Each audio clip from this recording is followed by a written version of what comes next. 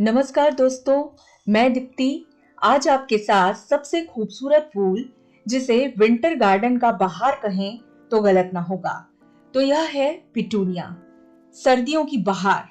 हाँ, तो आज मेरे गार्डन में भी अगर देखें, चारों तरफ अगर नजर घुमाऊं तो चारों तरफ पिटूनिया की बहार सी छाई हुई है। तो इसे मैंने कैसे लगाया, कैसे इसकी सॉइलिंग की, किस तरह से इसमें खाद डाले मैंने, किस तरह से कटिंग की, ये आज आपके साथ शेयर करती हूँ। तो सबसे पहले देखते हैं इसके लिए सॉइल कैसे बनाना चाहिए, इसके लिए मिट्टी कैसे तैयार की जाए। तो जैसे सभी जानते हैं कि सारे प्लांट्स के लिए वेल ड्रेन्ड सॉइल ही सबसे अच्छी होती है।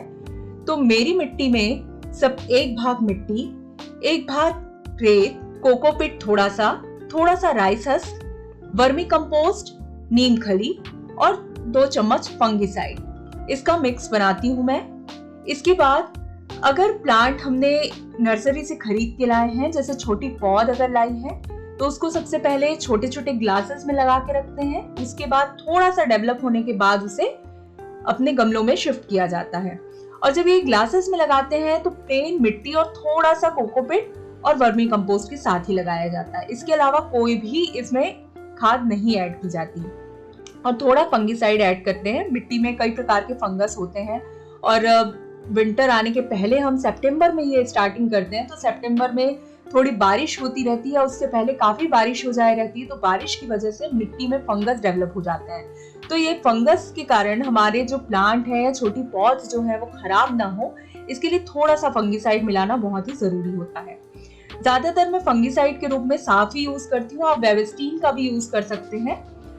और इसे कैसे लगाया जाता है, तो इसे सीड के द्वारा भी लगाया जाता है। बहुत ही बारीक सीड होते हैं इसको कटिंग के द्वारा भी लगाया जाता है। छोटी छोटी कटिंग्स, ऊपर की जो टिप कटिंग होती है उससे भी लगाया जा सकता है, या फिर छोटी पौध मिलती है हमको, उससे लगा सकते हैं। यह सबसे बेहतर है कि नर्सरी में हम वेल डेवलप्ड छोटे प्लांट्स जो हैं वही ले आएं और वो लगा दें और इसको विंटर गार्डन के लिए ऐड किया जाए हमारे इसमें। अब देखते हैं इसमें खाद क्या यूज की जाए। सबसे अच्छा खाद है vermi compost plus potash. Potash में 2 प्रकार के पोटाश आते हैं, एक MOP और एक SOP, तो दोनों ही मिला सकते हैं। अगर 1 किलो वर्मी कंपोस्ट रख रहे हैं अपन, तो उसमें 1 चम्मच पोटाश मिलाना है।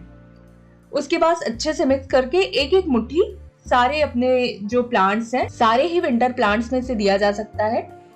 लेकिन आज अगर बात की जा रही है पिटूनिया की, तो पिटूनिया के लिए बहुत ही अच्छा होता है। उसके बाद 10 दिन बाद, क्योंकि विंटर प्लांट्स जो होते हैं ये हैवी फीडर प्लांट होते हैं, बहुत ज्यादा इसको खाने की आवश्यकता होती है, क्योंकि सिर्फ 3-4 महीने ही हमको ये फ्लावरिंग देते हैं। तो इनको फ्लावर प्रोड्यूस करने के लिए बहुत ज्यादा ताकत जरूरी होता है। तो ताकत के लिए हमको हर 10 दिन में इनको फीड देना पड़ता है।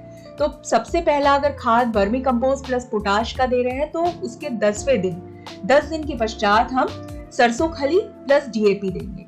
सरसों खली किस तरह से दिया जाता है, आधा किलो सरसों खली को 2 लीटर पानी में डिसॉल्व करना है, भिगाना है। उसके बाद इसको 4 दिन रखना है, छोड़ देना है ऐसे ही भिगाकर। तीसरे दिन इसमें DAP के 2 चम्मच इसमें इंक्लूड करने हैं, ऐड करना है। प्लस उसके बाद 1 दिन और रखना है, मतलब ये हुए पूरे 4 दिन। 4 दिन रखने के पश्चात इसको बहुत अच्छे से घोलना है और हर दिन एक बार एक डंडे से की मदद से उसको थोड़ा सा मिक्स करना है। उसके बाद चौथे दिन के बाद 5वें दिन इसमें बहुत ज्यादा पानी, जैसे कि अगर ये आधा लीटर 2 लीटर अपना तैयार हुआ है मिश्रण, तो इसमें 10 से 15 लीटर कम से कम पानी मिक्स करना है और बहुत ही लिक्विड, बहुत ही डाइल्यूट करके इसको बहुत ही पतला सॉल्यूशन बनाना है। एकदम लाइट येलो कलर का बनेगा ये। हाँ, थोड़ी सी स्मेल जरूर आती है दोस्तों, लेकिन अब गार्डनिंग के लिए इतना तो सहना ही पड़ेगा। तो इस तरह से हर 10 दिन के अंतराल में आप इस तरह से कभी वर्मी कंपोस्ट प्लस पोटाश, कभी सरसों खली वाला जो मिक्सचर है, इस तरह से आप फ्रिक्वेंटली हर 10 दिन के अंतराल में आप डालते रहिए।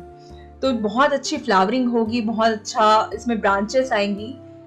उसके बाद इसमें और अच्छी फ्लावरिंग के लिए खाद, मिट्टी अच्छी बनाने के अलावा इसकी पिंचिंग बहुत जरूरी है। पिंचिंग है और डेड हेडिंग। शुरुआत में हम जब पौध लगाते हैं उसके ऊपर का जो टिप वाला सिरा होता है उसको तोड़ देना चाहिए। ये हुई पिंचिंग।